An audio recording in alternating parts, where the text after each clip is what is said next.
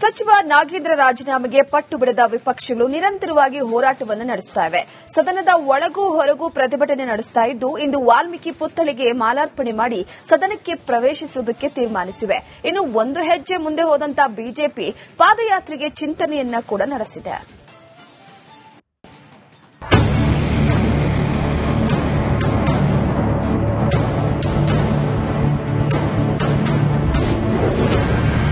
ಆರನೇ ದಿನವೂ ತಾರಕಕ್ಕೇರಿದ ರಾಜೀನಾಮೆ ಕಿಚ್ಚು. ಸಚಿವ ನಾಗೇಂದ್ರ ತಲೆದಂಡಕ್ಕೆ ದೋಸ್ತಿ ಪಟ್ಟು. ಮುಂಗಾರು ಅಧಿವೇಶನದಲ್ಲಿ ವಾಲ್ಮೀಕಿ ನಿಗಮದ ಹಗರಣ ಸ್ಫೋಟಗೊಂಡಿದೆ.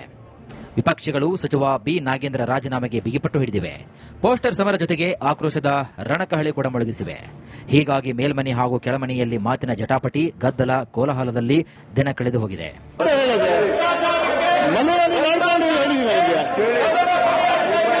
ನಾವು ನಮ್ಮ ಪ್ರಶ್ನೆಗೆ ಕಳ್ಕೊಳ್ತೀವಲ್ಲ, ನಮಗೆ ಅವಕಾಶ ತಪ್ಪೋಗುತ್ತಲ್ಲ, ದಯವಿಟ್ಟು ಅವರಿಗೆ ಮನವೊಲಿಸಿ. ನೀವು ತೀರ್ಮಾನ ಮಾಡಬೇಕಾ, ಒಂದು ಸೊಲ್ಯೂಷನ್ ಹುಡುಕ್ಬೇಕಾ,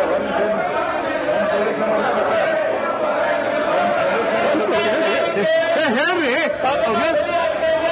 ಕೊಡ್ಡಿ ಸಾಹೇಬ್ರ ಹೇಳ್ತ ಕೇಳ್ರಿ. ವಿಧಾನಸೌಧದ ಸುತ್ತ ಮೆರವಣಿಗೆ ನಡೆಸಿ ಪ್ರತಿಭಟನೆ. ಕೇವಲ ಸದನದೊಳಗೆ ಮಾತ್ರವಲ್ಲ, ಸದನದ ಹೊರಗೂ ಕೂಡ ಬಿಜೆಪಿ ನಾಯಕರು ಪ್ರತಿಭಟನೆಯ ಕಹಳೆ ಮೊಳಗಿಸಿದ್ದಾರೆ. ವಿಧಾನಸೌಧದ ಸುತ್ತ ಮೆರವಣಿಗೆ ನಡೆಸಿ ಪ್ರತಿಭಟನೆ ನಡೆಸಿದ್ದಾರೆ. ನಾಗೇಂದ್ರ ಪೋಸ್ಟರ್ ಮೊದಲನೇ ಮಹಡಿಯಲ್ಲಿ ಮೆರವಣಿಗೆ ಮಾಡಿ ಆಕ್ರೋಶವನ್ನು ವ್ಯಕ್ತಪಡಿಸಿದ್ದಾರೆ.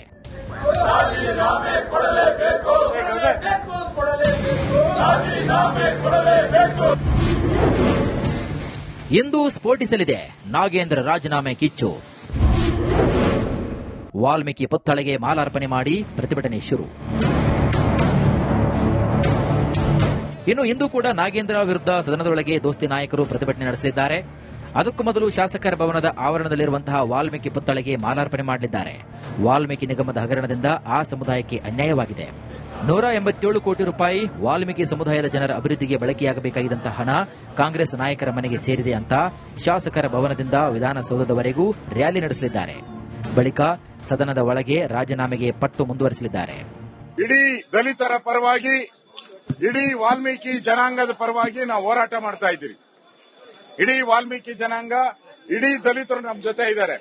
ಯಾಕೆಂದ್ರೆ 189 ಕೋಟಿ ದಲಿತರಿಗೆ ಸೇರಬೇಕಾದ ಹಣವನ್ನ ನುಂಗಾಕಿದ್ದಾರೆ. ಈ ಸರ್ಕಾರ ಒಬ್ಬ ಮಂತ್ರಿಗೋಸ್ಕರ ಇಡೀ ಸದನವನ್ನ 4 ದಿನ ಚರ್ಚೆಗಿಲ್ಲದೆ ಈ ಶಾಪ ಕಾಂಗ್ರೆಸ್ ತಟ್ಟುತ್ತೆ. ಬರಗಾಲ ಏನಿದೆ ಅದು ಘೋಷಣೆ ಮಾಡಿಲ್ಲ. ಇವ್ರ ಯೋಗ್ಯತೆಗೆ, ಕಾಂಗ್ರೆಸ್ ಯೋಗ್ಯತೆಗೆ ಬರಗಾಲ ಅಂತ ಇನ್ನ ಘೋಷಣೆ ಮಾಡಿಲ್ಲ. ನಾಗೇಂದ್ರ ರಾಜೀನಾಮೆಗೆ ಆಗ್ರಹಿಸಿ ಪಾದಯಾತ್ರೆ. ಬಹುತೇಕ ಇಂದೇ ಪಾದಯಾತ್ರೆ ದಿನಾಂಕ ಘೋಷಣೆ. ನಾಗೇಂದ್ರ ರಾಜೀನಾಮೆಗೆ ಒತ್ತಾಯಿಸಿ ಪಾದಯಾತ್ರೆಗೆ ಬಿಜೆಪಿ ಚಿಂತನೆ ನಡೆಸಿದೆ. ನಿನ್ನೆ ರಾತ್ರಿ ಬಿಜೆಪಿ ರಾಜ್ಯಾಧ್ಯಕ್ಷ ಬಿವೈ ವಿಜೇಂದ್ರ ಹಾಗೂ ಸಮುದಾಯದ ನಾಯಕರು ಸಭೆ ನಡೆಸಿದ್ದು, ಬಹುತೇಕ ಚಿತ್ರದುರ್ಗದಿಂದ ಬಳ್ಳಾರಿವರೆಗೆ ಪಾದಯಾತ್ರೆ ಮಾಡುವ ಸಾಧ್ಯತೆ ಕೂಡ ಇದೆ. ಇಂದು ಸಮುದಾಯದ ನಾಯಕರು ಸುದ್ದಿಗೋಷ್ಠಿ ನಡೆಸಿ ಎಲ್ಲಿಂದ ಮತ್ತು ಯಾವಾಗ ಪ್ರತಿಭಟನೆ ನಡೆಸಬೇಕು ಅಂತ ಘೋಷಣೆ ಮಾಡಲಿದ್ದಾರೆ. ಇನ್ನು ನಾಗೇಂದ್ರಗೆ ಸಾಂಖ್ಯಿಕ ಅಲ್ಲ, ಹಣಕಾಸು ಖಾತೆ ಕೊಟ್ಟು ರಾಜ್ಯದ ಲೂಟಿ ಮಾಡಲು ಮುಖ್ಯಮಂತ್ರಿಗಳು ಸಹಕಾರ ಕೊಡಲಿ ಅಂತ ಎಂಎಲ್ಸಿ ಸಿಟಿ ರವಿ ವ್ಯಂಗ್ಯವಾಡಿದ್ದಾರೆ. ಹಣ ನುಂಗಿದ್ದು ಪರಿಶಿಷ್ಟರ ಹಣವನ್ನ, ಅವರ ಕಲ್ಯಾಣದ ಅಭಿವೃದ್ಧಿಗೆ ಬಳಕೆಯಾಗಬೇಕಾದ ಹಣವನ್ನ.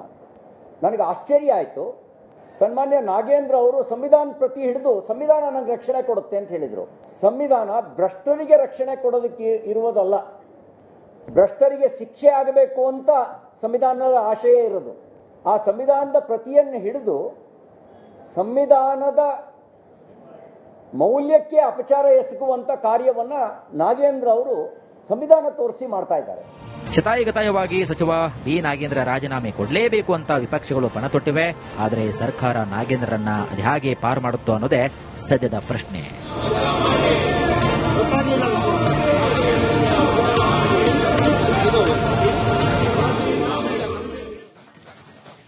ಒಂದು ಕಡೆ ಅಧಿವೇಶನದಲ್ಲಿ ನಾಗೇಂದ್ರ ರಾಜೀನಾಮೆ ಕಿಚ್ಚು ದಗದಗಿಸ್ತಾ ಇದೆ. ಕಾಂಗ್ರೆಸ್ ನಾಯಕನ ತಲೆದಂಡಕ್ಕೆ ಪ್ರತಿಪಕ್ಷಗಳು ಪಟ್ಟು ಹಿಡಿದಿವೆ. ಅಂಥದ್ರಲ್ಲಿ ಸರ್ಕಾರ ಇವತ್ತು ಸಚಿವ ಸಂಪುಟ ಸಭೆ ನಡೆಸುವುದಕ್ಕೆ ಮುಂದಾಗಿದೆ.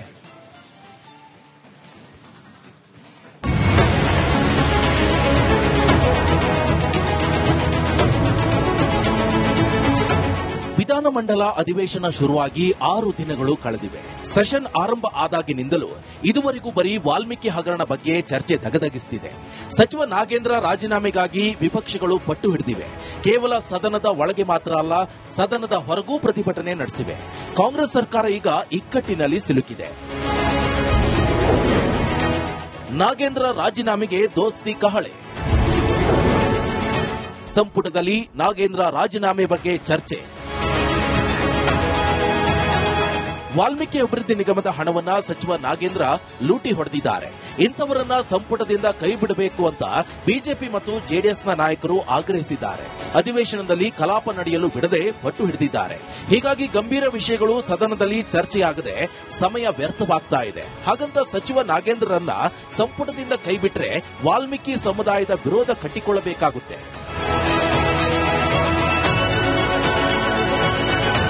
ಈ ಹಿಂದೆಯೂ ವಾಲ್ಮೀಕಿ ಸಮುದಾಯದ ಕೆಎನ್ ರಾಜನ್ ರನ್ನ ಸಂಪುಟದಿಂದ ಕೈಬಿಡಲಾಗಿತ್ತು. ಇದೀಗ ನಾಗೇಂದ್ರರನ್ನು ಸಂಪುಟದಿಂದ ಕೈಬಿಟ್ರೆ ವಾಲ್ಮೀಕಿ ಸಮುದಾಯ ಸಿಡಿದೇಳುವ ಸಾಧ್ಯತೆ ಇದೆ.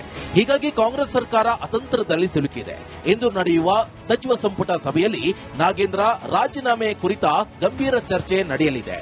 ಸಚಿವರ ಅಭಿಪ್ರಾಯ ಪಡೆದು ನಾಗೇಂದ್ರರನ್ನ ಸಮರ್ಥಿಸಿಕೊಳ್ಳೋದಾ ಅಥವಾ ಮಂತ್ರಿಮಂಡಲದಿಂದ ಕೈಬಿಡೋದಾ ಅನ್ನೋ ಇಂದಿನ ಕ್ಯಾಬಿನೆಟ್ನಲ್ಲಿ ನಿರ್ಧಾರ ಆಗಲಿದೆ. ಇವಾಗ ಬಿಜೆಪಿ ಅವರಿಗೆ ನಮ್ಮ ರೈತರ ಸಂಕಷ್ಟದಲ್ಲಿದ್ದಾರೆ, ಬಡವರು ಸಂಕಷ್ಟದಲ್ಲಿದ್ದಾರೆ, ಅವರ ಕಣ್ಣೀರು ಒರೆಸಬೇಕಂತ ಕೆಲಸ ಮಾಡಬೇಕು. ಆದರೆ ಇವತ್ತು ಏನಾದರೂ ಒಂದು ಇಶ್ಯೂ ಹಿಡ್ಕೊಂಡು ಅವ್ರು ಈ ಥರ ಅವ್ರು ಮಾಡ್ತಾ ಇರೋದು ಸರಿನಾ? ಇವತ್ತು ಕೇಂದ್ರ ಸರ್ಕಾರದಲ್ಲಿ ಸುಮಾರು 226 ಸಚಿವರಾಗಲಿ, ಬೇರೆ ಬೇರೆ ಸಚಿವರಾಗಲಿ, ಶಾಸಕರಾಗಲಿ, ಅವ್ರ ಮೇಲೆಲ್ಲ ಕೇಸ್ ನಡೀತಾ ಇದೆ. ಅವರೆಲ್ಲ ರಾಜೀನಾಮೆ ಕೊಟ್ಟಿದ್ದಾರಾ?